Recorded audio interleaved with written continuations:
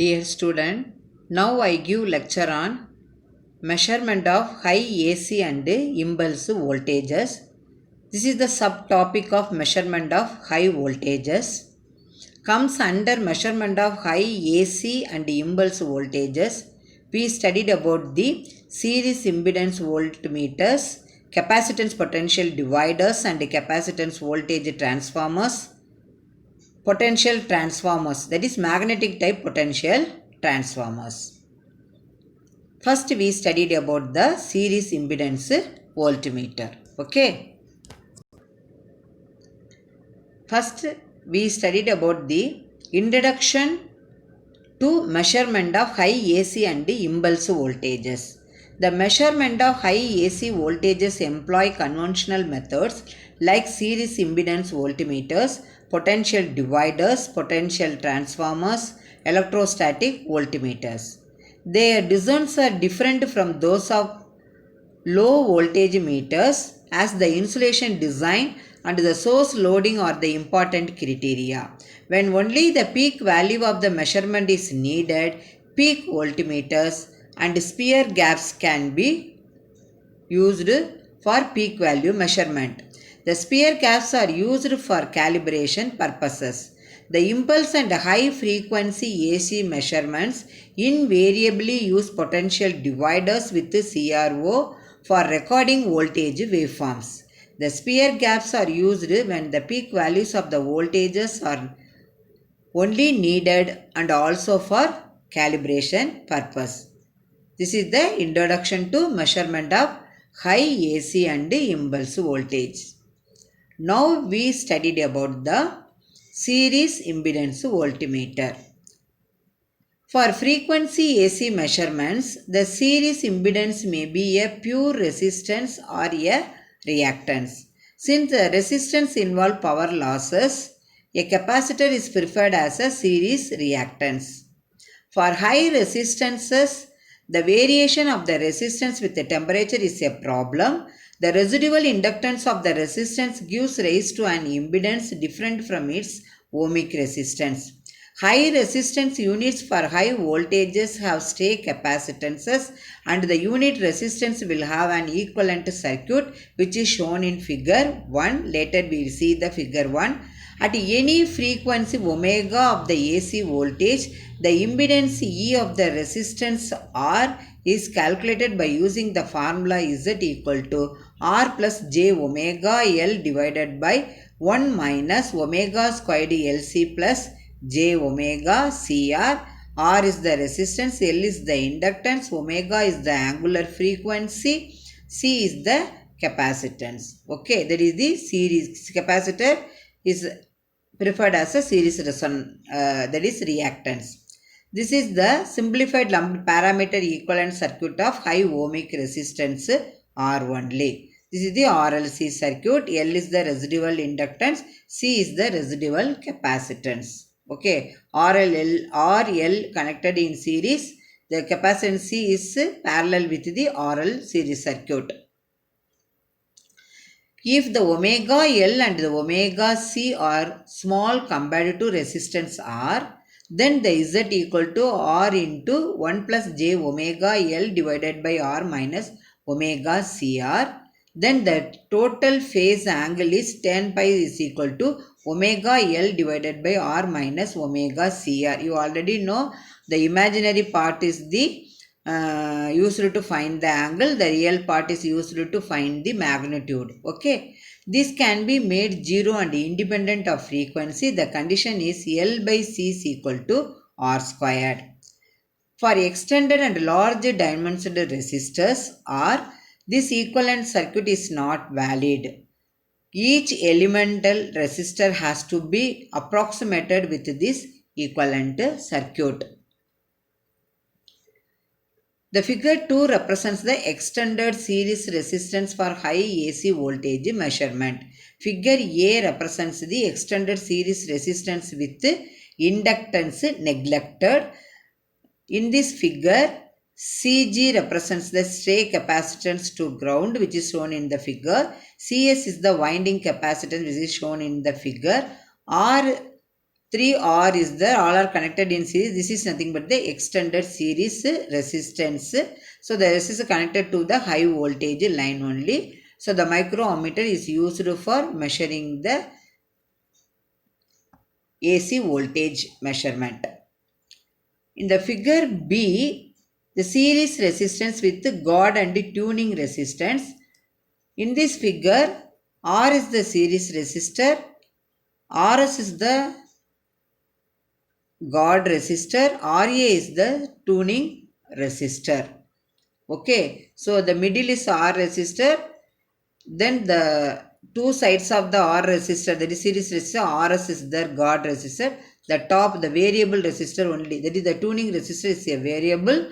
All the resistors are connected to the high voltage line only. This is the circuit diagram of extended series resistance for high AC voltage measurement. Okay, now we studied about the series capacitance voltmeter. To avoid the drawbacks pointed out earlier in that is the series impedance voltmeter.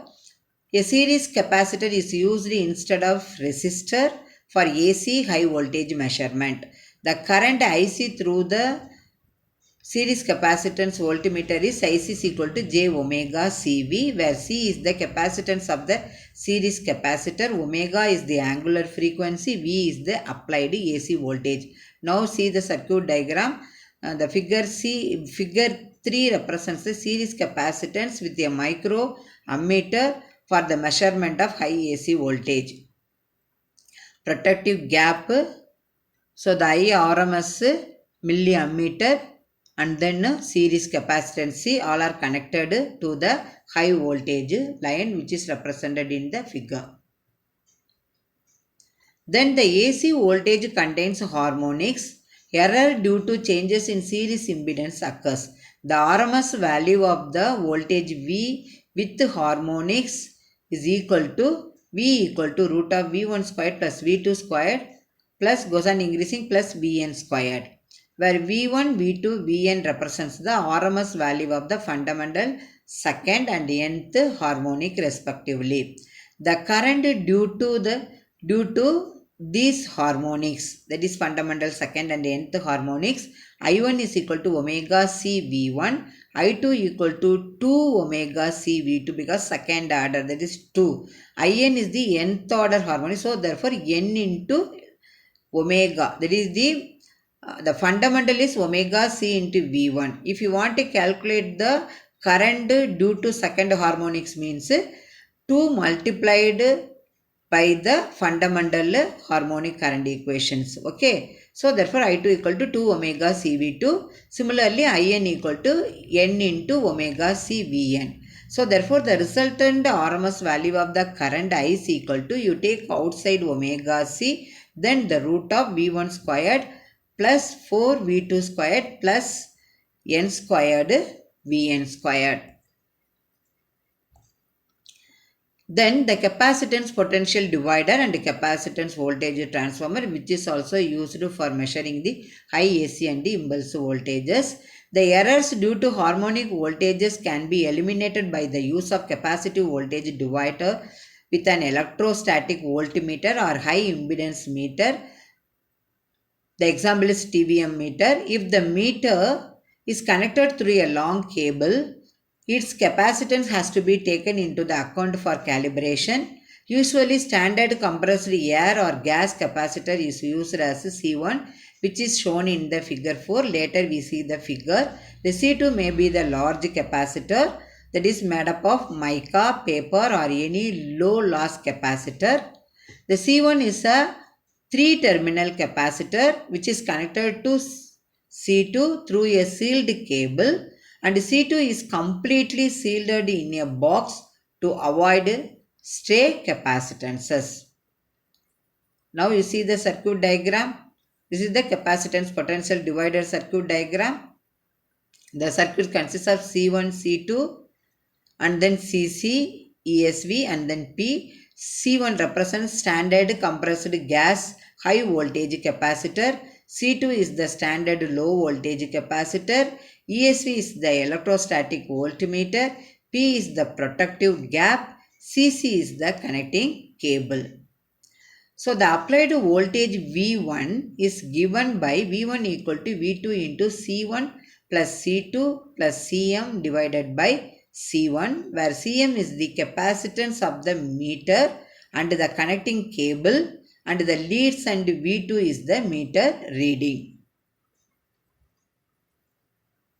Then the capacitance voltage transformer, the shortest abbreviation is CVT. The capacitance divider with a suitable matching or isolating potential transformer tuned for a resonant conditions is used in the power system for voltage measurements.